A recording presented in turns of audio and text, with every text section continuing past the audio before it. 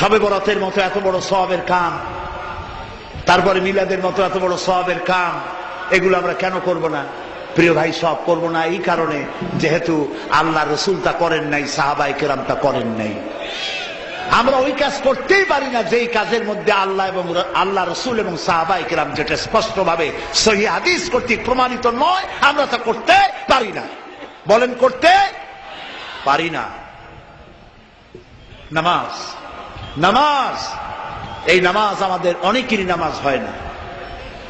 রাসূলুল্লাহ বলেছেন, সাল্লু কামা রাআইতুমুনি উসাল্লি, নামাজ পড়ো সেইভাবে যেভাবে আমাকে নামাজ পড়তে দেখো। এটা শ্রেষ্ঠ ইবাদত। মুরগির দানার মতো খাওয়ার নাম ইবাদত নয়। মুরগির দানা খাওয়া দেখছেন তো? কথা না কইলে বুঝি কি? এই যে ঠক্কর ঠক্কর লাগাইতেই থাকে। সেজদা একটা দিয়া আর একটা দেওয়ার জন্য মোটেও সময় নেই। আরেকটা রুকু দিয়া দাঁড়াবার আগেই সেজদা, সেজদা শেষ হওয়ার আগে আরেকটা সেজদা। নামাজ হয় নাই। তাদিলে আরকান করা, তাদিল মানে বরাবর করা। যতটা সময় রুকুতে ততটা সময় কিয়ামে, যতটা এক সেজদায় ততটা দুই সেজদার মাঝখানে।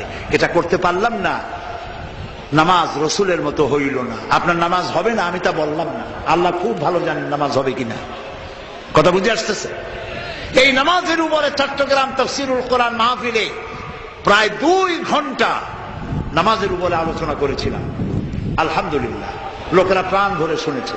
আবার যদি এখানে শোনাবার সুযোগ হয় শোনাবো। এই ব্যাপারে একটি কিতাব আছে, নাম বলবো?